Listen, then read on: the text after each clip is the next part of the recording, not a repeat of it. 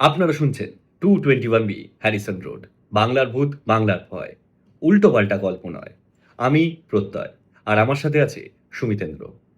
আজ আপনারা শুনবেন শ্রীময়ী দত্তর কলমে হাড় হিম করা গ্রাম বাংলার ভূতের গল্প রামপুরের কাটামুন্ডু।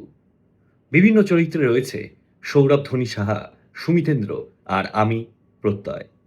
আর একটা বিশেষ অ্যানাউন্সমেন্ট, ডার্ক সাইড ডকুমেন্টারিজের পাশাপাশি আরেকটা নতুন চ্যানেল আমরা লঞ্চ করছি।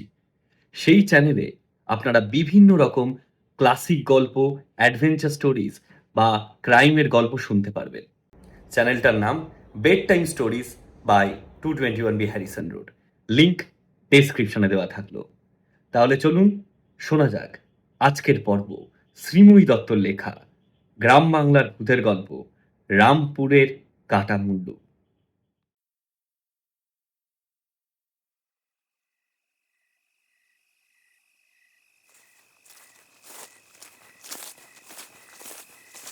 আরে পা চালা রে নবীন, পা চালা, নাহলে আজকে দেখবি মাছ আর নাই। তখন খালি হাতে ফিরতে হবে গতকালের মতো। না, আজ আর তো ঘুরে যাব না, সামনে পালেদের ক্ষেতটা দিয়েই যাই, তাড়াতাড়ি হবে। নাহলে কালকের মতো কি দেখবো দাসু হারানটা সব মাছ ফাঁকা করে দিয়ে পালিয়েছে। নিজের মনেই বকতে বকতে নবীন জেলে গ্রামের কাঁচা মাটির সরু পথটা ধরে এগিয়ে যাচ্ছিল ইছামতি নদীর দিকে। চারপাশে আজ এক অদ্ভুত নিস্তব্ধতা বিরাজমান, যেন পুরো গ্রামটা গভীর ঘুমে ডুবে আছে।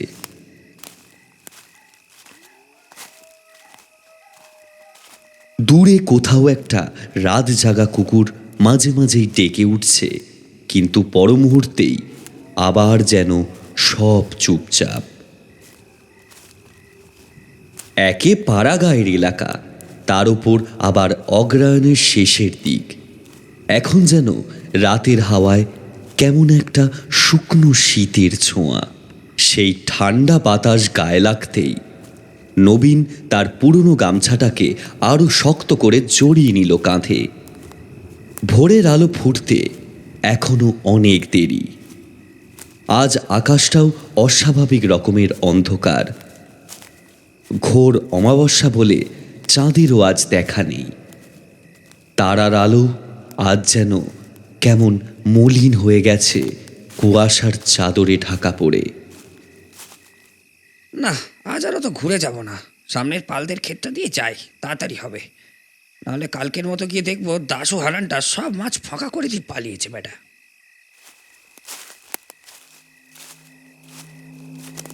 রাস্তার দুপাশে দাঁড়িয়ে থাকা তাল নারকেল গাছগুলোর কালো ছায়া অন্ধকারে আরো ভয়ঙ্কর লাগছে আজ।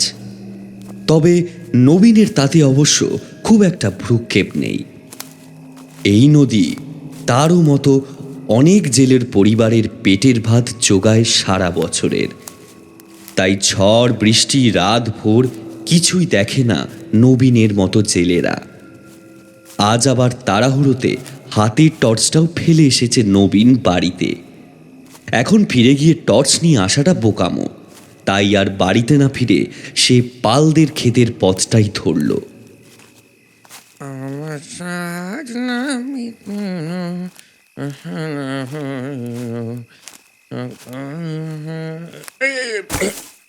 চালা পথের মাঝে কি সব ফেলে রাখে, আর একটু হলে পড়ে মরতাম। জমির সরু আলপথটা ধরে নদীর দিকে এগিয়ে যাচ্ছিল নবীন। চারপাশে ঘন অন্ধকারে ঠিকমতো কিছুই দেখা যাচ্ছে না আজ। এমন সময় হঠাৎ কোনো কিছুর সাথে জোরে একটা ধাক্কা খেয়ে ভারসাম্য হারিয়ে পাশের ক্ষেতের জমিতে পড়ে নবীন। ভেজা মাটিতে পড়তেই তার মুখ দিয়ে চাপা একটা গোঙানির শব্দ বেরিয়ে এলো। কয়েক মুহূর্ত হতভম্ব হয়ে পড়ে রইল সে। এত অন্ধকারে আলপথে কি জিনিস পড়ে আছে সেটাই বুঝতে পারল না নবীন। ততক্ষণে তার পায়ের সাথে ধাক্কা খাওয়া বস্তুটাও খানিকটা দূরে গিয়ে পড়েছে আলপথের মাঝে। চারপাশ এখন একেবারে নিস্তব্ধ। দূরে কোথাও ঝিঁঝি পোকার একটানা ডাক আর ইছামতির দিক থেকে ভেসে আসা ঠান্ডা হাওয়ার শোঁ শোঁ শব্দ ছাড়া আর কিছুই শোনা যাচ্ছে না। কৌতূহল আর অজানা একটা অস্বস্তি নিয়ে নবীন ধীরে ধীরে এগিয়ে গেল সেই জিনিসটার দিকে। সে একটু ঝুঁকে চোখ দুটো কুঁচকে অন্ধকারে দেখার চেষ্টা করল জিনিসটা আসলে কি। তারপর অন্ধকারে ঠিকমতো বুঝতে না পেরে ইতস্তত করে শেষমেশ হাত বাড়িয়ে বস্তুটাকে মাটি থেকে তুলে নিল। আরে, এ তো একটা মাটির হাঁড়ি। কাকতাড়ুয়ার থেকেই মনে হয় কোনোভাবে এসে পড়েছে বোধহয়। এবার নবীনের চোখ দুটো অন্ধকারের মধ্যে চারপাশে ঘুরে ঘুরে অবশেষে ক্ষেতের মাঝখানে দাঁড়িয়ে থাকা একটা কাকতাড়ুয়াকে খুঁজে নিল। ঠিক অমাবস্যার ঘন কালো অন্ধকারে সেটাকে প্রথমে মানুষ বলেই মনে হয়েছিল তার। লম্বা বাঁশের ওপর ছেঁড়া ময়লা কাপড় জড়ানো সেই কাকতাড়ুয়াটা হাওয়ায় আস্তে আস্তে দুলছে, আর সেটাকেই দূর থেকে দেখে মনে হচ্ছে যেন কেউ একজন নিশ্চুপ হয়ে দাঁড়িয়ে আছে জমির মাঝখানে। ওটারই মাথা খুলে গেছে বোধহয়। আহারে, বেচারা মাথা ছাড়াই দাঁড়িয়ে আছে। যাই, ও ধরে একটু প্রাণে তুই মাথা দিয়ে আসি।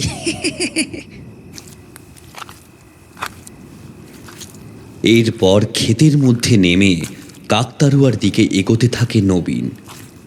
অন্ধকারে দূরের কিছুই এতক্ষণ ভালো করে দেখা যাচ্ছিল না, কিন্তু কিছুটা কাছে আসতেই আচমকা থমকে দাঁড়ায় সে। বুকের ভেতরটা কেমন ধক করে ওঠে নবীনের। কাকতাড়ুয়ার মাথার হাঁড়িটা তো আমার হাতে। তাহলে তাহলে ওর মাথার দিকে ওটা কি? জানি না ঠিক কেন, হয়তোবা এই ঘন কালো রাক্ষসে অন্ধকারে একাকিত্বের কারণেই এই হাড় কাঁপানো শীতের মধ্যেও কপালে বিন্দু বিন্দু ঘাম ফুটে ওঠে নবীনের। নবীনের মনে হলো ফিরে যাই, তবু কোনো এক অজানা কৌতূহলে সে উপেক্ষা করে ফিরে যেতে পারল না কাকতাড়ুয়াটাকে। হাতে হাঁড়ি নিয়েই নবীন এগোতে থাকে সামনের দিকে। যত সে সামনের দিকে এগোচ্ছে তত যেন অন্ধকার কেটে চারিদিক স্পষ্ট হয়ে আসছে। এক সময় নবীন একদম কাকতাড়ুয়ার কাছে চলে আসে। এ কি দেখছে সে? আতঙ্কে তার বিস্ফারিত চোখ দুটো যেন বেরিয়ে আসতে চাইছে বাইরের দিকে। ভয়ে তার হাতের থেকে হাঁড়িটা পড়ে যায় মাটিতে। নবীন দেখে সামনের কাকতাড়ুয়ার মাথার জায়গায় কোনো হাঁড়ি না, সেখানে রয়েছে তাদেরই গ্রামের বাপি পালের কাটামুন্ডু। সেই কাটামুন্ডু যেন চোখ বড় বড় করে নবীনের দিকেই এক দৃষ্টে তাকিয়ে আছে। দূরের বাঁশবনটা থেকে সতর্কবাণী হয়ে ভেসে আসছে শেয়ালের চিৎকার। আর এক মুহূর্ত সেখানে দাঁড়িয়ে থাকতে পারল না নবীন। আতঙ্কে ক্ষেতের মধ্যে দিয়েই দিশাহীনভাবে ছুটতে শুরু করলো, যেদিকে চোখ গেল সেদিকে। পাগলের মতো ছুটতে ছুটতে হঠাৎই এবার তার পা কিছুর সাথে বেঁধে গেল, আর ভারসাম্য হারিয়ে সোজা মুখ থুবড়ে নিচে পড়ে গেল নবীন। আর গিয়ে আছড়ে পড়ল সেই অদ্ভুত বস্তুটার ওপরেই। চারিদিকে খুটখুটে অন্ধকার, তবু তার এক মুহূর্ত বুঝতে অসুবিধা হলো না যে সে যেই বস্তুর ওপর পড়েছে সেটা কোনো সাধারণ বস্তু না। সেই বস্তু একটা মুন্ডুবিহীন মানুষের শরীর। সঙ্গে সঙ্গে এক প্রচণ্ড আতঙ্কে নবীন পিছনে ছিটকে পড়ল। মুন্ডহীন দেহটা শুকিয়ে পুরো কাঠ হয়ে গেছে। নবীনের বুঝতে আর একটুও বাকি থাকে না যে এটা বাপিরই মুন্ডবিহীন লাশ। নবীনের শরীর ভয়তে যেন থরথর করে কাঁপছে। তবুও সে কোনো মতে উঠে দিক শূন্য হয়ে আবারও ছুটতে শুরু করলো। কুয়াশা যেন বড়সড় ঘুমন্ত এক দৈত্যের মতো নবীনকে চারিদিক দিয়ে ঘিরে ধরেছে আটকে রাখার জন্য। তখনই এক রক্ত জল করা পৈশাচিক হাসিতে খান খান হয়ে ভেঙে পড়ল রাতের নিস্তব্ধতা। নবীন আর নিজেকে সামলাতে না পেরে জমির আলের কাছে এসে জ্ঞান হারিয়ে মাটিতে লুটিয়ে পড়ল।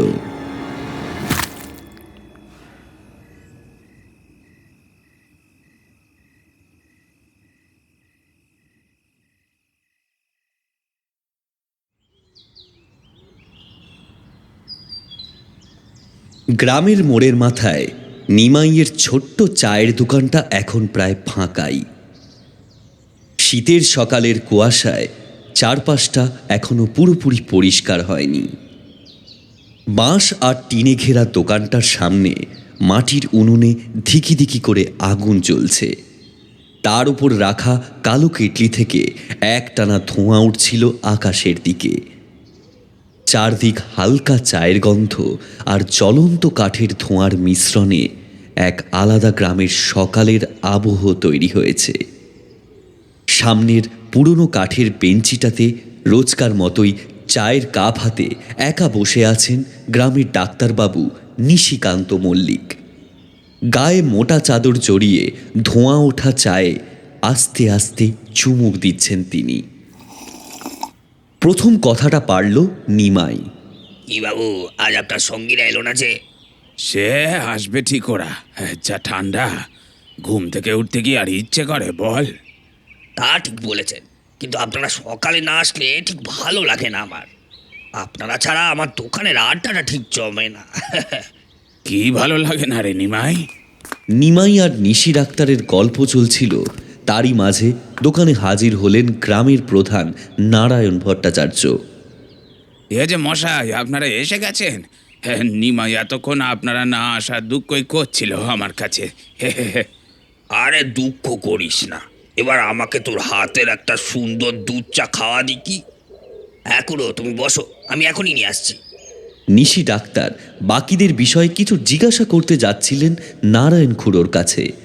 এমন সময় হঠাৎ দোকানের পাশ দিয়ে সাইকেল নিয়ে ঝড়ের বেগে ছুটে যেতে দেখা গেল হারুকে। কুয়াশা ভেদ করে মুহূর্তের মধ্যেই প্রায় চোখের আড়াল হয়ে যাচ্ছিল হারু।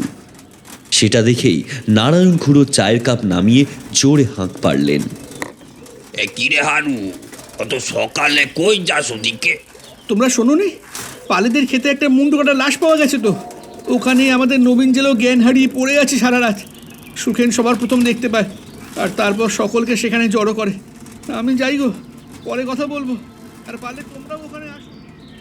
নারায়ণ খুড়ো আরও কিছু জিজ্ঞাসা করার আগেই হারু আবারও ঝড়ের বেগে মিলিয়ে গেল কুয়াশার মধ্যে। পরক্ষণেই তারাও পালেদের ওই ক্ষেতের দিকে যাওয়ার জন্য বেঞ্চি থেকে উঠে দাঁড়ালো এবং সেই দিকেই রওনা হলো। নারায়ণ খুড়ো আর নিশি ডাক্তারকে ঘটনাস্থলে আসতে দেখেই থানার বড়বাবু তাদের কাছে এসে দাঁড়ালো।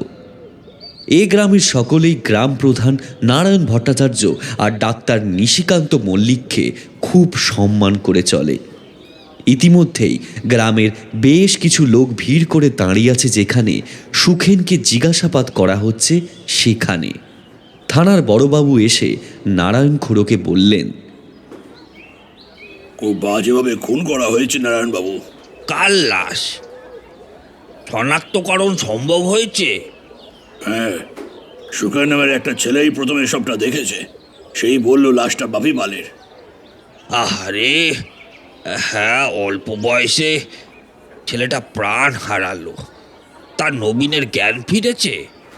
না, চেষ্টা চলছে। জ্ঞান ফিরলে থানাতে নিয়ে যাওয়া হবে জিজ্ঞাসাবাদের জন্য। এখন আসি, কিছু কাজ আছে। আপনারা দুজনে বাড়ি চলে যান। এখানে দাঁড়িয়ে থাকতে কাল তো আপনাদেরই কষ্ট হবে। নারায়ণ খুড়োদের সাথে কথা সেরে থানার বড়বাবু আবার ভিড় সামলাতে সেদিকে এগিয়ে গেলেন। চারদিক থেকে গ্রামের লোকজন কৌতূহলী চোখে ভিড় জমিয়ে দাঁড়িয়ে আছে ঘটনাস্থলের চারপাশে। তার মধ্যেই কেউ চাপা গলায় নিজেদের মধ্যে ফিস ফিস করে কথা বলছে, কেউ আবার ভয়ে দূর থেকেই তাকিয়ে আছে নিথর দেহটার দিকে। মাঝে মধ্যে ভিড়ের পিছন থেকে কেউ ঘাড় উঁচু করে সামনে কি হচ্ছে সেটা দেখার চেষ্টা করছে, আর তাতেই চারপাশে এক অদ্ভুত চাপা উত্তেজনা ছড়িয়ে পড়ছে। পুলিশ বাপি পালের মরদেহটা তুলে নিয়ে যায় সকাল 9টার দিকে, আর তারপর ভিড়টাও যেন হাওয়ার মতো উধাও হয়ে গেল।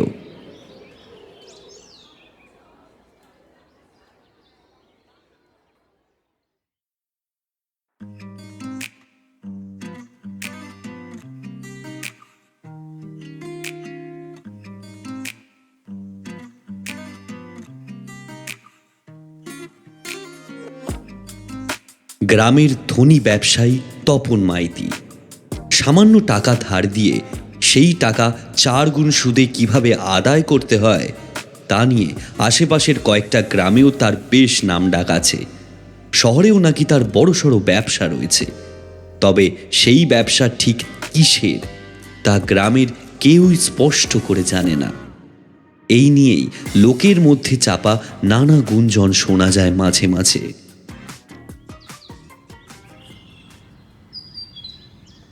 আজ ভোরের ট্রেনেই বাড়ি ফিরছে তপন। শীতের কুয়াশা তখনও পুরোপুরি কাটেনি। হাতে ব্যাগ নিয়ে বাড়ির সামনে এসে পৌঁছতেই দরজার কাছে গণেশ মণ্ডলকে দাঁড়িয়ে থাকতে দেখে মুখটা কিছুটা বিরক্তিতে কুঁচকে গেল তপনের। বাপি আর নেই মালিক, শুনেছেন? ওর ওই পালেদের খেতে মুন্ডু কাটা লাশ পাওয়া গেছে। হ্যাঁ, আসার পথে শুনলাম। তা ওখানে যা, এখানে কেন? বলেছি না, দরকার ছাড়া আমার বাড়িতে যখন খুশি আসবি না। এখন যা, এই কলকাতা থেকে ফিরলাম, এখন আমি একটু ঘুমোবো। কোনো সাধারণ মানুষ কি এভাবে কাউকে খুন করতে পারে? কি নির্মমভাবে মেরেছে ছেলেটাকে, বুকটা দেখলে কেঁপে ওঠে। আপনি একবার চলুন, আপনারও বুকটা কেঁপে উঠবে দেখলে। বলছি না এখন যা, পরে কথা হবে। দেখছিস না এখন ফিরলাম কলকাতা থেকে, এখন ওখানে যাওয়া আমার পক্ষে সম্ভব নয়। শোন, যখন তখন আমার বাড়িতে চলে আসবি না, এই কিন্তু আমি বলে দিলাম। গণেশ আরও কিছু বলতে চাচ্ছিল, কিন্তু সে কথা তপন না শুনেই বাড়ির ভিতর ঢুকে গেল। গণেশও আর কিছু না বলেই চুপচাপ বেরিয়ে এলো তপনের বাড়ি থেকে।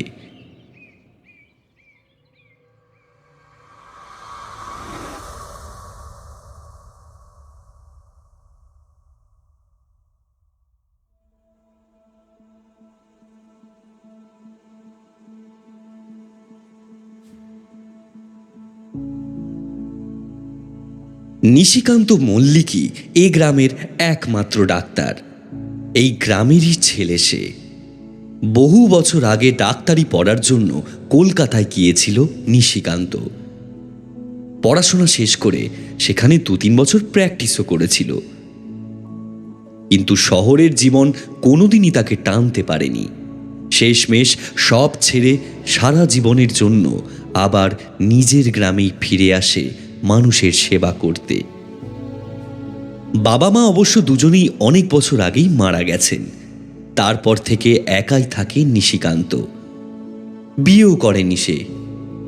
নিজের পুরনো বাড়িটার একাংশেই এখন ছোটখাটো একটা গ্রামীণ চিকিৎসা কেন্দ্রে পরিণত করেছে সে। গ্রামের মানুষের বিশ্বাস, নিশি ডাক্তারের কাছে এলেই অর্ধেক রোগ এমনি সেরে যায়। ঘটনাস্থল থেকে নিশি ডাক্তার গেছিলেন নারায়ণ ভট্টাচার্যর বাড়ি। সেখান থেকে ফিরতে বেশ বেলাই হলো তার। নিজের বাড়ি ফিরে উঠোনে পা দিতেই নিশিকান্ত দেখলেন বাড়ির সামনের সিঁড়িতে চুপচাপ বসে আছে 12 বছরের চম্পক। তার পাশেই বসে রয়েছে তার বাবা প্রদীপ। দুজনেই যেন অনেকক্ষণ ধরেই তার ফেরার অপেক্ষা করছিল। ওদেরকে দেখে নিশিকান্ত বাবু বললেন, কিরে দাদু ভাই, তোর পেট ব্যথা কমেনি এখনো? ডাক্তারবাবু, আপনি মানুষ নন, আপনি ভগবান। যে ছেলে আমার 1 মাস পেট যন্ত্রণাতে ঠিক করে ঘুমাতে পারেনি, সে আপনার ওষুধে 2 দিনই ঠিক হয়ে গেছে। ওরে, আমাকে ভগবানের জায়গায় বসাসনি, আমরা তো নিমিত্ত মাত্র।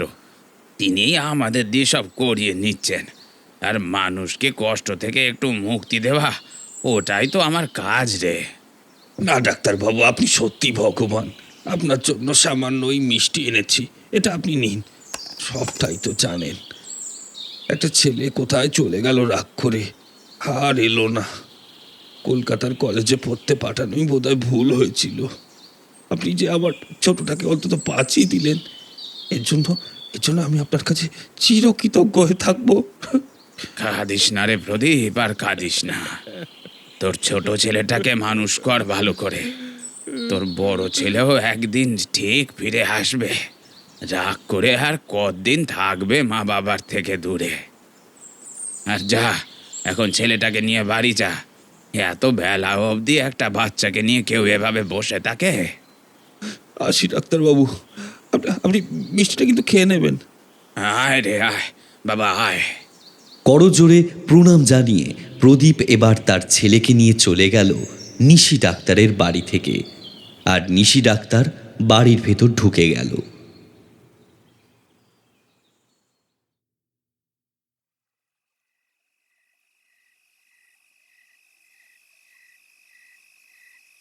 সারা দিন শহরের দিকে মালের গাড়ি চালিয়ে আলম আজ বেশ ক্লান্তই ছিল। তাই রাত করে বাড়ি ফিরেই খেয়ে শুয়ে পড়েছিল সে। বাড়িতে আজ তার বউ বাচ্চারাও নেই, তাই ঘুমটাও বেশ গভীর হচ্ছিল। কিন্তু আচমকাই সেই ঘুমে ব্যাঘাত ঘটালো একটা শব্দ।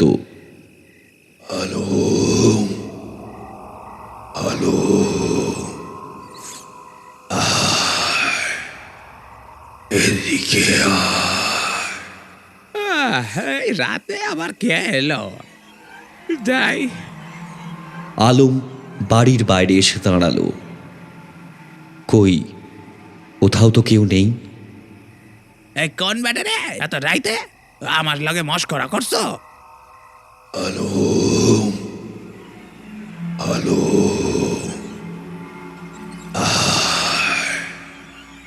এদিকে আলম আলীর হঠাৎ যেন কি হয়ে গেল। মুহূর্তের মধ্যেই সে আর নিজের মধ্যে রইল না। কোনো কিছু না ভেবেই অদৃশ্য থেকে ভেসে আসা সেই কণ্ঠস্বরের পিছু পিছু গ্রামের নির্জন মেঠোপথ ধরে হাঁটতে শুরু করল সে। তাড়াতাড়ি আলো। এক মন্ত্রগুণে অন্ধের মতো পথ চলছিল আলম, শুধুমাত্র সেই অদৃশ্য কণ্ঠস্বরকে অনুসরণ করে। হঠাৎ দূর থেকে ভেসে আসা এক শেয়ালের ডাকে তার হুঁশ ফিরল। চারপাশে তাকিয়ে আলম দেখল সে গ্রামের পচা খালের ধারে এসে দাঁড়িয়ে আছে। কিভাবে এখানে চলে এলো কিছুই বুঝতে পারল না সে। মুহূর্তের মধ্যেই তার শরীর দিয়ে একটা ঠান্ডা স্রোত বয়ে গেল। অন্য সময় হলে হয়তো এত ভয় পেত না, কিন্তু আজ সকালের ঘটনার পর থেকেই বুকের ভেতর অজানা আতঙ্ক বাসা বেঁধেছিল। তাড়াতাড়ি পিছন ফিরে দৌড় দিতে যাবে, ঠিক তখনই তার সামনে অন্ধকারের মধ্যে একটা ছায়ামূর্তি স্পষ্ট হয়ে উঠল। প্রচণ্ড আতঙ্কে তার গলা দিয়ে কোনো আওয়াজই বেরোলো না। আর সামনের বিভীষিকাময় চেহারাটা তার সরু হাত দুটো আস্তে আস্তে বাড়িয়ে দিচ্ছে আলমের দিকে। কি বিভৎস সেই মূর্তি! গলাটা প্রায় কাটা, না থাকার মতোই মাথাটা ধরের সাথে কোনো রকমে লেগে আছে। সারা হাত পা শরীরের অংশগুলো যেন মনে হচ্ছে শুধু কিছু সুতোর মাধ্যমে জুড়ে আছে। কেউ ওই সুতোতে টান দিলেই সমস্ত শরীরটা ভেঙে পড়বে মাটিতে। প্রচণ্ড আতঙ্কে চেষ্টা করেও আলম শরীরের একটাও মাংসপেশি নড়াতে পারল না। আলমের চোখ দুটো ভয়তে স্থির হয়ে যাচ্ছে। আলমকে আর কোনো কিছু করার সুযোগ না দিয়েই বিভৎস মূর্তিটা আলমের ওপর ঝাঁপিয়ে পড়ে তার এক হাত দিয়েই নিমেষের মধ্যে আলমের ধর থেকে মুন্ডুটা আলাদা করে দিল। কাটা মুন্ডুটা মাটিতে ছিটকে গড়িয়ে গেল দূরের ঝোপে, আর ফিনকি দিয়ে কাঁচা রক্ত ছিটকে এসে মাটিতে পড়ল। পরদিন সকালে খালের ধারে আলমের বডিটা পাওয়া গেল, আর তার কাটা মাথাটা পাওয়া গেল সেই পুরনো বটগাছের ডালে ঝুলন্ত অবস্থায়। খবরটা মুহূর্তের মধ্যেই আগুনের মতো ছড়িয়ে পড়ল পুরো গ্রামে। ভোরের কুয়াশা তখনও পুরোপুরি কাটেনি। তার মাঝেই গ্রামের মানুষ দলে দলে ছুটে এলো ঘটনাস্থলে। তাদের কারোর মুখে আতঙ্ক, কারোর চোখে অবিশ্বাস। মহিলারা আঁচল দিয়ে মুখ চেপে ফিস ফিস করে কথা বলতে লাগলো, আর পুরুষেরা দূরে দাঁড়িয়ে স্তব্ধ চোখে তাকিয়ে রইল সেই বীভৎস দৃশ্যের দিকে।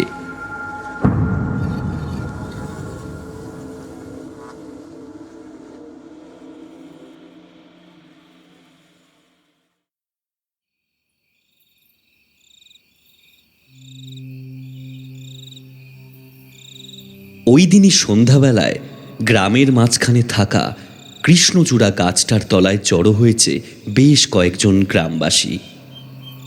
তারা আলোচনা করছিল পরপর ঘটে যাওয়া সেই মর্মান্তিক দুটো অস্বাভাবিক মৃত্যুগুলো নিয়েই।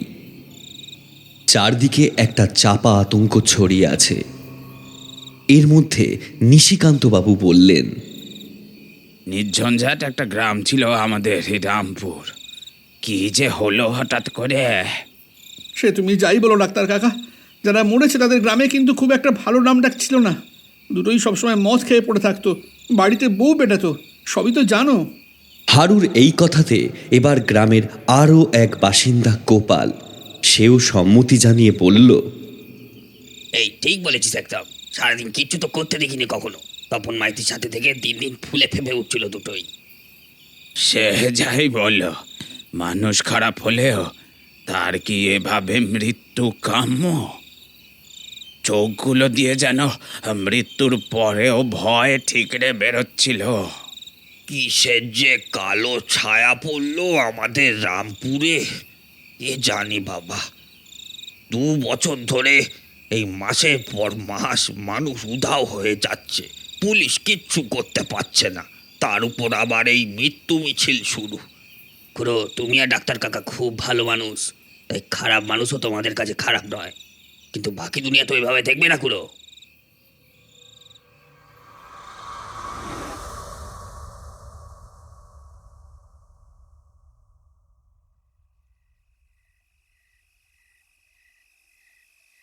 এদিকে গ্রামে ঘটে যাওয়া মৃত্যু নিয়ে গ্রামবাসীদের মধ্যে আলোচনা চলছে, আর অন্যদিকে তপন মাইতির বাড়িতে এসে হাজির হয়েছে গণেশ।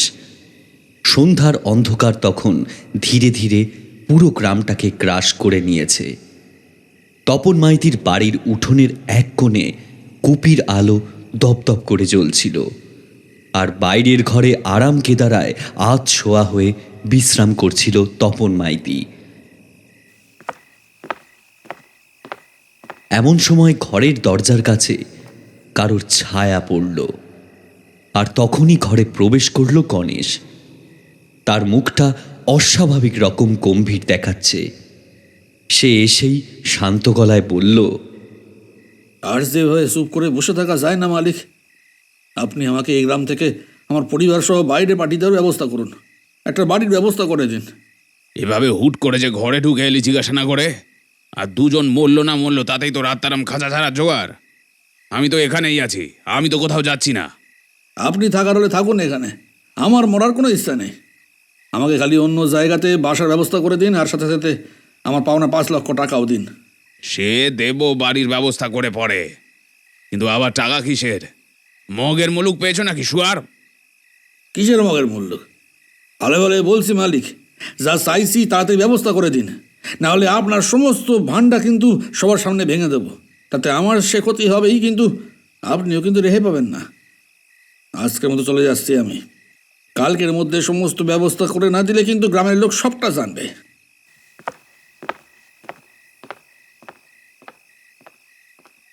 কোনো রকমের উত্তরের অপেক্ষা না করেই গণেশ বেরিয়ে আসে তপনের বাড়ি থেকে।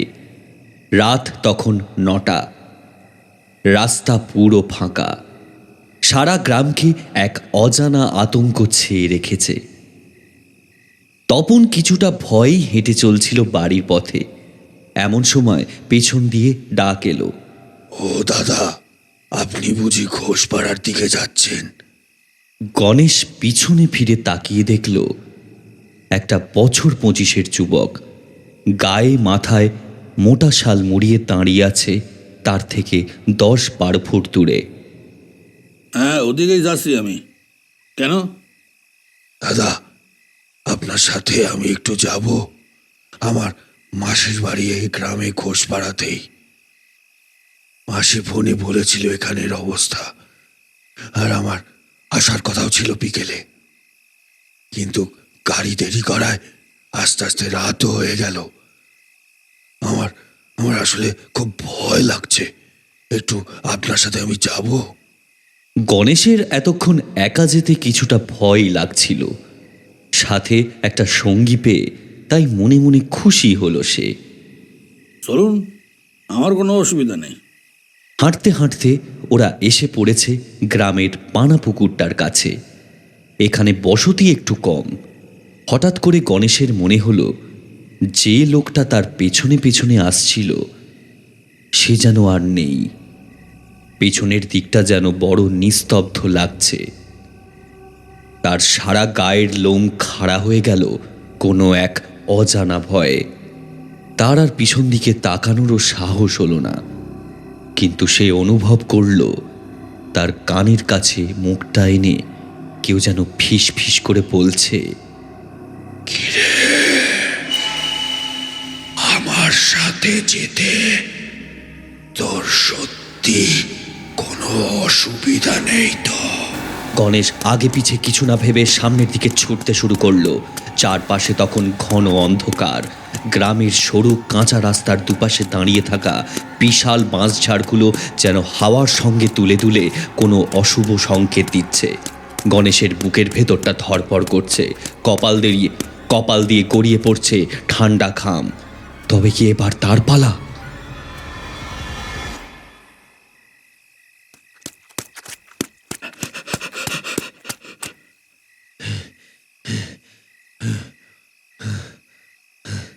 আমার থেকে পালাতে পারবি গণেশ? সামনে তাকিয়েই দেখল নিম গাছের ডাল থেকে উল্টো দিক করে ঝুলে আছে একটা ফ্যাকাশে হয়ে যাওয়া ছিন্ন ভিন্ন শীর্ণকায় অশরীরী মূর্তি। মূর্তিটার দিকে ভালো করে চোখ যেতেই গণেশের মুখ দিয়ে বেরিয়ে এলো একটা নাম। প্রবীর। পারলি না তো আমার থেকে পালাতে? গণেশ যেন আর এক পাও নড়তে পারছে না। ভূগর্ভ থেকে লক্ষ লক্ষ অশরীরী কঙ্কালসার হাত যেন গণেশকে চাপটে ধরে রেখেছে। এবার গাছের ডাল থেকে সেই অশরীরী লাফিয়ে এসে পড়ল তপনের একদম কাছে। তারপর 2 হাত পা বেঁকিয়ে চুড়িয়ে বিদঘুটে মাকড়সার মতো এক আকার ধারণ করে মাকড়সার চালেই মাটিতে পড়ে থাকা গণেশের গায়ে উঠে এসে নিজের স্বরূপ ধারণ করলো। ছেড়ে দে আমাকে। দেখ, আমিও তোকে নিজে হাতে মারিনি। নিজে হাতে খুন করা আর খুনের স্বাদ দেওয়া একই। দয়া করে ছেড়ে দে আমাকে। বাড়িতে আমার ছোট ছোট বাচ্চা আছে। তুই কাউকে ছাড়িস, তাদেরও পরিবার থাকে। তোকে তো ছাড়া যাবে না গণেশ। প্রবীরের পৈশাচিক অট্টহাসিতে চারিদিক ভরে ওঠে। এবার প্রবীর গণেশের গলাটা 2 হাত দিয়ে চেপে ধরে। যন্ত্রণাতে মুখটা কুঁচকে যায় গণেশের। এক ঝটকায় ধর থেকে মুন্ডুটা সম্পূর্ণ আলাদা করে দেয়।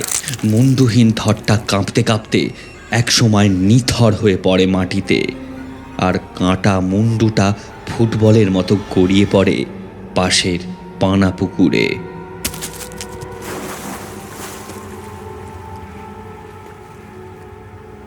পরদিন সকালে আবারও গণেশের মৃত্যু সংবাদ ঝড়ের গতিতে ছড়িয়ে পড়ল সারা গ্রামে। এমনকি পাশের গ্রামগুলো জানতেও বাকি রইল না। গ্রামে পরপর 3-3টে খুন। স্বাভাবিকভাবেই গোটা গ্রাম, এমনকি পাশের গ্রামগুলোতেও ভয়ের মহল সৃষ্টি হয়েছে।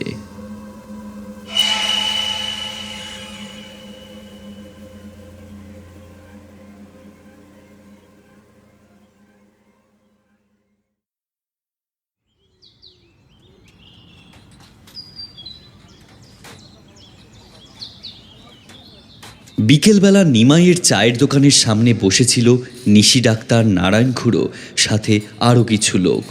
নিমাই বলল, কি দোষ যে গায়ে এসে লাগলো নারায়ণ খুড়ো? কোন পাপের ফল যে গোটা গ্রামবাসীকে ভুগতে হবে কে জানে। হয়তো রাতে আর কোথাও বেরোনো যাচ্ছে না দরকার থাকলেও। এভাবে চলতে থাকলে তো রাত হলেই ঘরের দরজায় বসে থাকতে হবে। গোপালের কথা শুনে নারায়ণ খুড়ো বললেন, ভারী সমস্যা এসে পড়লো গ্রামের উপর, কিন্তু এভাবে তো ভয়তে বেঁচে থাকা যায় না। আমাদের সকলকে একসাথে কিছু একটা পথ খুঁজে বের করতেই হবে। চায়ের কাপে একবার চুমুক দিয়ে নিশি ডাক্তার এবার বললেন, তোমার ভুল ধারণা নিমাই, কারো শাস্তি অন্য কেউ পায় না। যার শাস্তি পাওয়ার কথা তার জন্যই সেটা বরাদ্দ থাকে। সে তুমি যাই বলো নিশি ডাক্তার, গ্রামে একটা বড় করে মা কালীর পুজো করব ভাবছি। মায়ের দয়ায় আমাদের উপর দিয়ে যদি এই কালো অশুভ ছায়া সরে। তা মা তো রক্ষাই করবে, কিন্তু কদিন আমাদের সকলকেও একটু সাবধান থাকতে হবে। আমি উঠি গো, তোমরা থাকো। ওদিকে আজকে আবার বাড়ি না গেলে পেলে রুগী ফিরে যাবে আবার। সন্ধে তো প্রায় হয়েই এলো।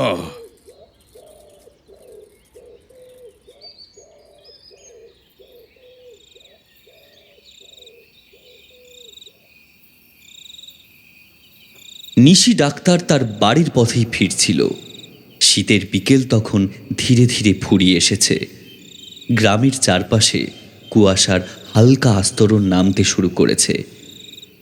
মাঠের ধান কাটা জমিগুলো ফাঁকা পড়ে আছে, আর উত্তরের ঠান্ডা হাওয়া মাঝে মাঝেই শিরশির করে বয়ে যাচ্ছে। এমন সময় তার চোখে পড়ল রাস্তার ধারের বড় কুল গাছটাতে চম্পক আপন মনে বসে আছে। চারিদিক তখন রাস্তাঘাট একেবারে শুনশান। দূরে কোথাও ঝিঁঝি পোকার ডাক ছাড়া আর কোনো শব্দ নেই। তিনি নিজ থেকেই একটু অবাক গলায় ডাক দিলেন, কিরে, এখানে বসে আছিস যে একা একা? তোর বন্ধু বান্ধব কোথায়? ভয়ে আজ কেউ খেলতে আসেনি ডাক্তার দাদু, একটু পরেই বাড়ি চলে যাব। এই তোর বাবা মা তোকে খুঁজবে, যা যা বাড়ি যা। ওরা আজ বাড়িতে নেই, বাড়িতে আমি আর দিদি আছি। একটা দরকারে গ্রামের বাইরে গেছে, পরশু ফিরবে। তবে তুই চল আমার সাথে। গ্রামের অবস্থা ভালো নয় এমন সময় এভাবে একা। না না, তুই চল আমার সাথে, তোকে আমি বাড়ি ছেড়ে দিচ্ছি। আর যাওয়ার পথে আমি একটু দুপুরবেলা ওই চিংড়ি মাছ দিয়ে বাঁধাকপি করেছিলাম, ওটা তোর আর দিদির জন্য নিয়ে যাস খন। হ্যাঁ, আয় আয়, নেমে আয়, নেমে আয় তাড়াতাড়ি। চম্পক ধীরে ধীরে কুল গাছটা থেকে নেমে এলো। শীতের বিকেলের ম্লান আলো তখন চারিদিকটাতে আরও নিস্তব্ধ করে তুলেছে।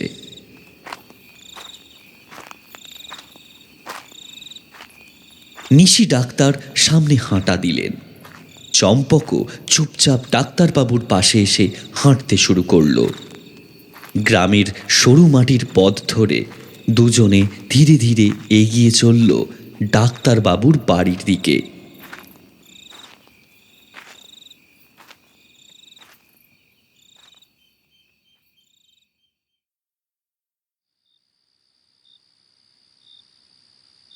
এদিকে আজ সন্ধ্যার একটু আগেই তপন মাইতি বেরিয়ে পড়েছে বাড়ি থেকে কলকাতার উদ্দেশ্যে। এতদিন গ্রামের মানুষের নানা কথাবার্তা, ভয় কিংবা অশুভ ইঙ্গিতকে সে তেমন একটা গুরুত্ব দেয়নি, কিন্তু কাল রাতে গণেশের অস্বাভাবিক মৃত্যুর পর যেন ভিতর থেকে একটু নাড়িয়ে দিয়েছে তাকে। মনে একরাশ অস্বস্তি নিয়েই তড়িঘড়ি বেরিয়ে পড়েছে তপন। বাড়ির সামনেই ভাগ্যক্রমে একটা ভ্যানও পেয়ে যায় সে।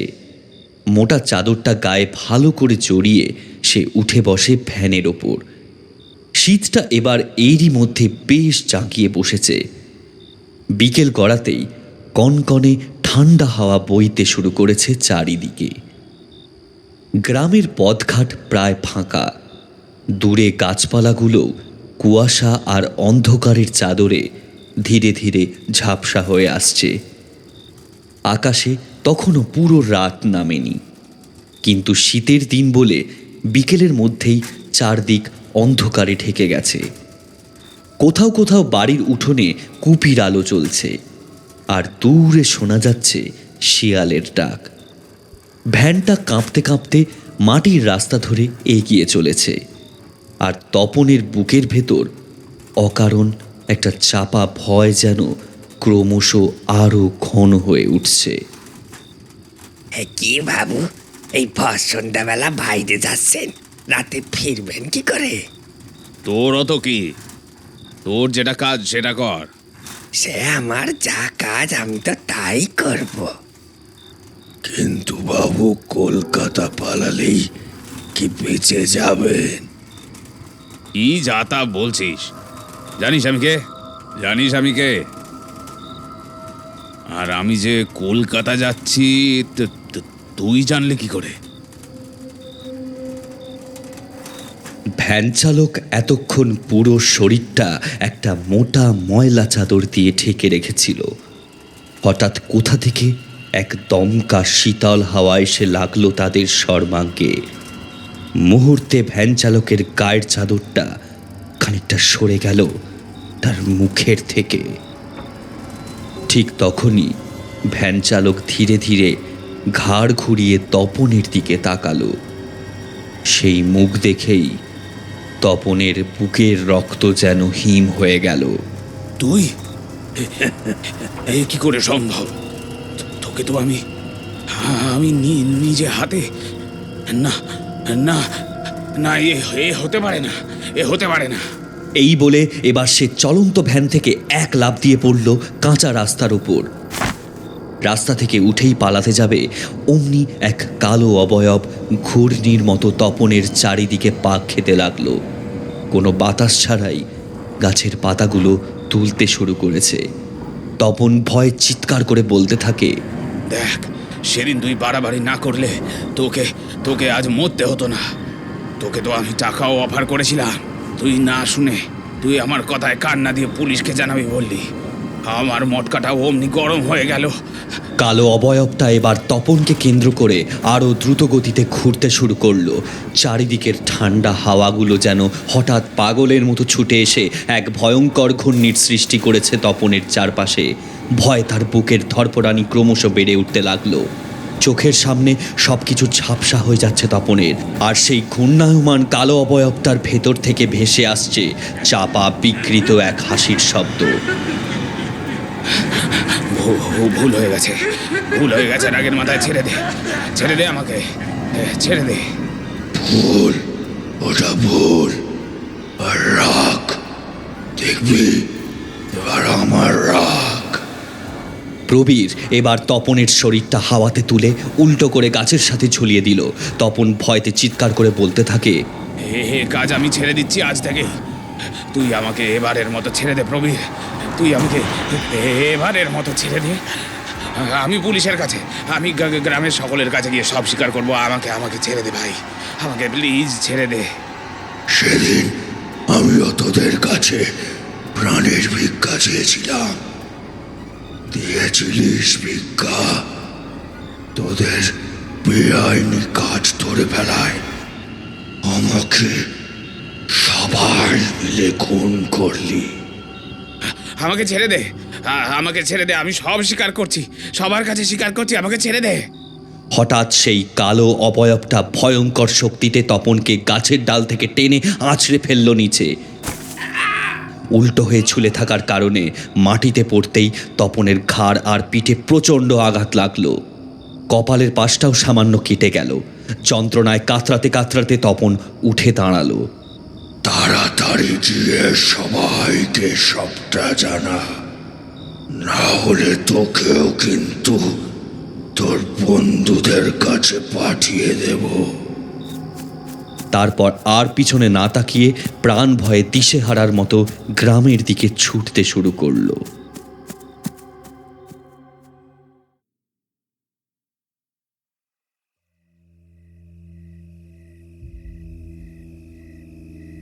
সারাটা পথ প্রবীর যেন অদৃশ্য এক শক্তির মতো তপনকে তাড়া করে নিয়ে গিয়ে ফেলে গ্রামের সেই পুরনো কৃষ্ণচূড়ার গাছটার তলায়। রাতের ঠান্ডা হাওয়ায় গাছটার শুকনো ডালগুলো কাঁপছিল অদ্ভুত শব্দ তুলে। আজ সেখানে আগে থেকেই নারায়ণ খুড়ো আর গ্রামের বেশ কিছু মানুষ উদ্বিগ্ন মুখে অপেক্ষা করছিল দূর গ্রামের এক নামকরা ওঝার জন্য। হঠাৎই দিশেহারা তপন ছুটে এসে নারায়ণ খুড়োর পায়ের কাছে হুমড়ি খেয়ে এসে পড়ে। আমাকে বাঁচান নারায়ণ খুড়ো। ও প্রবীর আমাকে নালে মেরে ফেলবে। আমাকে বাঁচান। প্রবীর আমাদের গ্রামের প্রদীপের ছেলে না? সে তো নিরুদ্দেশ হয়ে গেছিল। সে কি করেছে তোমাকে? আর সে কোথায়? কিরে, সবাই তো আমার খোঁজ করছে, বলবি না আমি কোথায়? বল তাড়াতাড়ি, নাহলে তোর অবস্থাও না কিন্তু। না না, আমাকে কিছু করিস না। আমি সবটা বলে দিচ্ছি সবাইকে। তুমি কার সাথে কথা বলছো তপন? আমরা তো কাউকে দেখতে পাচ্ছি না। আমি আপনাদের কাছে কিছু স্বীকার করতে চাই আজ, নইলে আমাকেও মেরে ফেলবে। 2 বছর ধরে একে একে গ্রাম থেকে যে মানুষগুলো হাওয়া হয়ে যাচ্ছিল, সেটা আসলে আমি করছিলাম। আমার এসব কাজে সাথে ছিল ড্রাইভার আলম আলী, গণেশ আর বাবি। তপনের কথা শেষ হতেই চারদিকে যেন চাপা গুঞ্জন ছড়িয়ে পড়ল। কেউ অবিশ্বাসে তাকিয়ে রইল তপনের দিকে, কেউ আবার ভয়ে এক পা পিছিয়ে গেল। গ্রামেরই ছেলে হারু এবার অবাক হয়ে তপনের দিকে তাকিয়ে বলল, কি বলছো তপনদা? আমরা জানি তুমি খারাপ, তাই বলে এত নিচে নেমে গেছো? কি করো তুমি মানুষগুলোকে নিয়ে? মেরে ফেলো নাকি? বৃদ্ধ গ্রামের মোড়ল নারায়ণ খুড়ো এবার রাগে কাঁপতে কাঁপতে সামনে এগিয়ে এসে তপনকে বললেন, এইসব করতে তোমার লজ্জা করলো না তপন? গ্রামের মানুষ হয়ে গ্রামের মানুষেরই ক্ষতি করতে তোমার একবারও বিবেকে আটকালো না? কিরে, কেন করিস এগুলো? বলবি না? তোর মুন্ডুটাও আলাদা করে দেবো নাকি ওদের মতো? বলছি সবটা বলছি। গ্রামে যারা হারিয়ে যাচ্ছিল, কলকাতায় আমার কিছু লোক ফিট করা আছে যারা এইসবের সাথে মানে এরকম সিন্ডিকেট চালায়। ওদেরকে আমি আমাদের গ্রাম থেকে যারা এতদিন ধরে হারিয়ে যাচ্ছিল তাদেরকে নিয়ে গিয়ে বেচে দিতাম। শহরে নিয়ে গিয়ে আমাদের গ্রামের লোকগুলোর সব নাড়ি ভুড়ি অঙ্গ প্রত্যঙ্গ বের করে বিদেশে পাচার করে দেওয়া হয়। আমি মানুষ সাপ্লাইয়ের জন্য অনেক টাকা পেতাম ওদের থেকে। মানুষ পাচার? কি সর্বনাশ! গ্রামের মধ্যেই এত কিছু ঘটে যাচ্ছিল আর আমরা কেউ কিচ্ছু বুঝতে পারলাম না। যাতে কেউ বুঝতে না পারে তাই আমরা তাদেরকে টার্গেট করতাম, যাদের কেউ নেই বা এমন কেউ যে কোনো কারণে সেই সময় একা আছে। আর যা হতো সব হতো রাতের অন্ধকারে। শয়তান লোক একটা! তোকে পুলিশ না, তোকে আমাদের কাছে ছেড়ে দেওয়া উচিত। না, সকলে দাঁড়াও আগে। এই প্রবীরের ব্যাপারে কি বলছিলে তুমি? ওকেও কি পাচার করে দিয়েছো? না, ও কলকাতা থেকে ফিরেই আমাদের সন্দেহ করেছিল।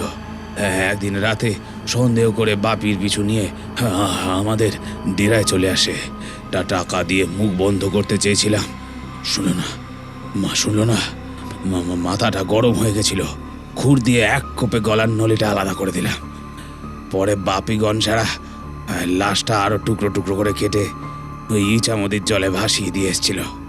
তোর ফাঁসি হলেও কমরে জানোয়ার। এই তোরা কেউ পুলিশকে ডাকা করি? গল্পের শেষটা এখনো বললি না যে। এবার মেঘনাথের কথা বল, না হলে কিন্তু তোকেও। মনে আছে তো? কিছু করিস না আমাকে, আমি সবটা বলছি তো। আমার কাজের আরেকজন সঙ্গী আছে। কে আছে তোর সঙ্গী? বল বল। ঘাট ধরে এখনই তাকে সবার সামনে নিয়ে আসবো। নিশিকান্ত মল্লিক, গ্রামের নিশি ডাক্তার। নারায়ণ খুড়োর পায়ের নিচ থেকে এবার যেন মাটি সরে গেল। কার নামে কি বলছিস? উনি আমাদের গ্রামবাসীদের কাছে কি তুই জানিস? আমি একদম ঠিক বলছি। ওই ভালো মানুষের আড়ালেই ওর সব কাজ কারবার। গণেশ বাপিটা খোঁজ খবর নিয়ে ওকে টার্গেট খুঁজে দিত, আর ও সেই টার্গেটকে বুঝিয়ে শুনিয়ে ওর বাড়িতে নিয়ে যেত, আর ওখানে নিয়ে গিয়ে ঘুমের ওষুধ কড়া ডোজে দিয়ে দিত, যাতে মোটামুটি 1.5-2 দিনের আগে ঘুমটুম না ভাঙে। আর ওই রাতেই গণেশ বাপি আর আলমরা গাড়ি করে নদীর ঘাট অবধি নিয়ে যেত অজ্ঞান করা লোকটাকে। সেখান থেকে অন্য লোক ফিট করা ছিল, ওরা ওই তারপরে চলে নিয়ে যেত। আর আমাদের কোনো কাজ ছিল না। পুলিশের ছোটোখাটো অফিসার বাবুদেরও আমরা হাত করে রেখেছিলাম, তাই এই ব্যাপারগুলো ঠিক ওই পুলিশের বড় কর্তাদের কান অবধি পৌঁছয়নি 2 বছর ধরে। তপন এবার শূন্যে এক দৃষ্টে তাকিয়ে প্রবীরের দিকে মুখ করে মিনতির স্বরে বলল, আমি তো সবটা স্বীকার করলাম। এবার আমাকে ছেড়ে দে, আমি পুলিশের কাছে গিয়ে ধরা দেব। পুলিশ তোদের মতো মানুষকে কিচ্ছু করতে পারবে না। তোকে তোর শাস্তি আমার হাতেই পেতে হবে। তপন কি করবে বুঝতে পারল না। এরই মধ্যে এক ফাঁকে সুযোগ পেয়ে সামনের সবাইকে ধাক্কা দিয়ে উল্টো দিকের জঙ্গলটার দিকে ছুটে পালাতে শুরু করলো। আতঙ্কে তার মুখ ফ্যাকাশে হয়ে গেছে। হাঁপাতে হাঁপাতে সে বারবার পিছনে ফিরে তাকাচ্ছে, যেন অদৃশ্য কেউ তাকে তাড়া করে আসছে। গ্রামের মানুষগুলো হতভম্ব হয়ে কিছুক্ষণ দাঁড়িয়ে থাকলেও পরের মুহূর্তেই কয়েকজন লাঠি হাতে তার পিছনে দৌড় দেয়। গ্রামবাসীরা জঙ্গলের মধ্যে ঢুকে দলে দলে খুঁজতে লাগলো তপনকে। তপন এদিকে চুপটি করে বসেছিল ঝোপঝাড়ের পেছনে। হঠাৎ করে সে অনুভব করল তার পেছনে যেন কেউ এসে দাঁড়িয়েছে। পিছনে ফিরেই প্রচণ্ড আতঙ্কে তপনের সারা শরীর বরফের মতো ঠান্ডা হয়ে এলো। তার গোটা শরীর যেন অবশ হয়ে যাচ্ছে আস্তে আস্তে। প্রবীরের ভূত এবার 2 হাত দিয়ে শক্ত করে চেপে ধরে তপনের গলাটা। এইভাবেই তাকে মাটি থেকে অনেকটা উপরে তোলে সে।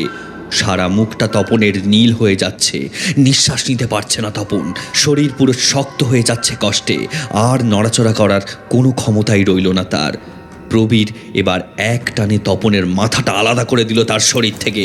রামপুরের আকাশ বাতাস প্রকৃতি আরেকটা ভয়ঙ্কর মৃত্যুর সাক্ষী হয়ে রইল।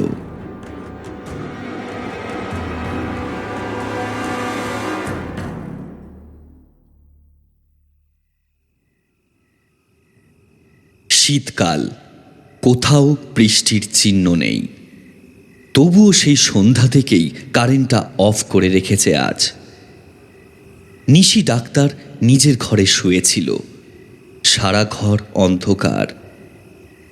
শুধু টেবিলের উপর রাখা হ্যারিকেনটা টিম টিম করে জ্বলছে। শিরশিরে ঠান্ডা হাওয়া উত্তরের খোলা জানালাটা দিয়ে অনবরত ঘরের ভিতরে ঢুকছিল। পাশের ঘরেই চম্পককে ঘুমের ওষুধ খাইয়ে অজ্ঞান করে শুইয়ে রেখেছে নিশি ডাক্তার। হঠাৎ করেই একটা দমকা হাওয়া নিশি ডাক্তারের ঘরের ভিতরে প্রবেশ করল জানালা দিয়ে। টেবিলে রাখা হ্যারিকেনের আলোটা দপদপ করে কাঁপতে লাগলো। আর তখনই দরজার কাছে ধীরে ধীরে একটা কালো ছায়ামূর্তির আবির্ভাব হলো। নিশি ডাক্তার একটু অবাক হলেন। কে দরজায়? কে এলি? চম্পক নাকি? না, ওর দাদা প্রবীর। ডাক্তারের গলা যেন এবার ভয় শুকিয়ে এলো। নিজের মারাত্মক পরিণতির কথা হয়তো সে আগেই ভেবে ফেলেছে। তাই নিজে থেকেই ডাক্তার বললেন, কি চাস তুই? আমি তোকে মারিনি, তোকে তো তপন মেরেছে। প্রবীর এবার নিজের মাথাটা হাতে ঝুলিয়ে ঘরে ঢুকল। হ্যারিকেনের আলোতেও তাকে স্পষ্টই দেখা যাচ্ছে। সারা মুখে কাটা দাগ।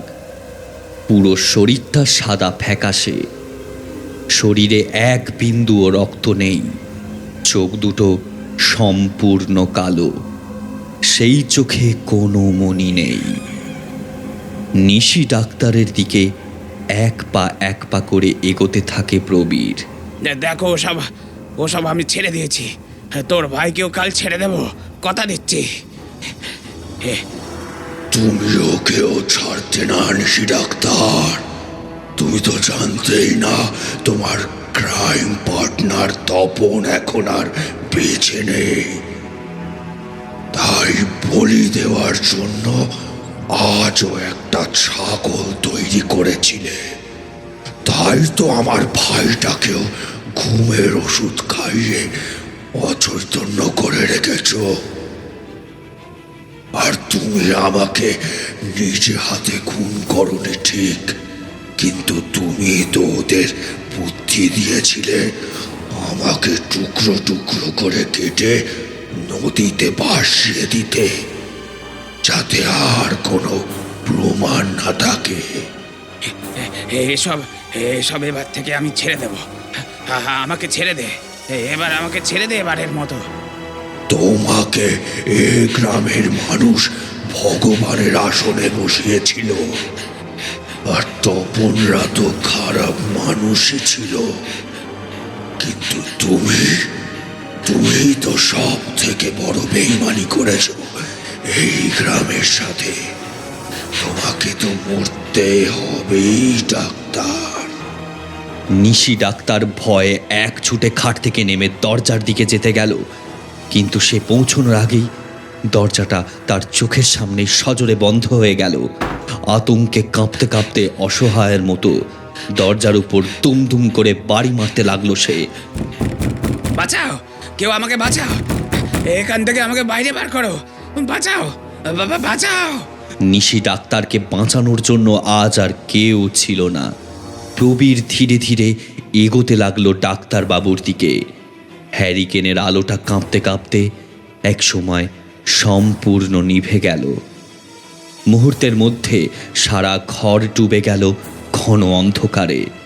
শুধু উত্তরের জানালাটা দিয়ে আসা ফ্যাকাশে চাঁদের আলোয় অস্পষ্টভাবে দেখা যাচ্ছিল প্রবীর ক্রমশ আরও কাছে চলে আসছে নিশি ডাক্তারের, একদম মুখোমুখি।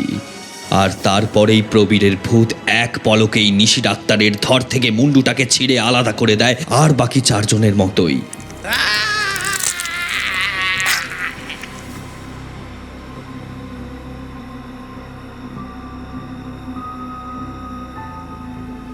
সারা গ্রামে নিশি ডাক্তারের শেষ মর্মান্তিক আর্তনাদটা ছড়িয়ে পড়ে। গ্রামের মানুষ নিশি ডাক্তারের বাড়ির দিকেই আসছিল। তাদেরও ডাক্তারের এই শেষ আর্তনাদটা শুনে আর বুঝতে বাকি থাকে না যে প্রবীর তার শেষ প্রতিশোধটা নিয়ে ফেলেছে। এরই সাথে রামপুরের সকল মানুষ চিরদিনের মতো মুক্তি পেল এই লোভী মানুষরূপী রাক্ষসগুলোর হাত থেকে।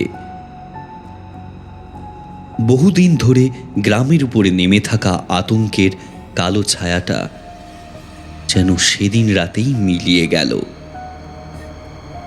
এরপর থেকে আর কখনো রামপুর থেকে রহস্যজনকভাবে কেউ কখনো নিরুদ্দেশ হয়নি।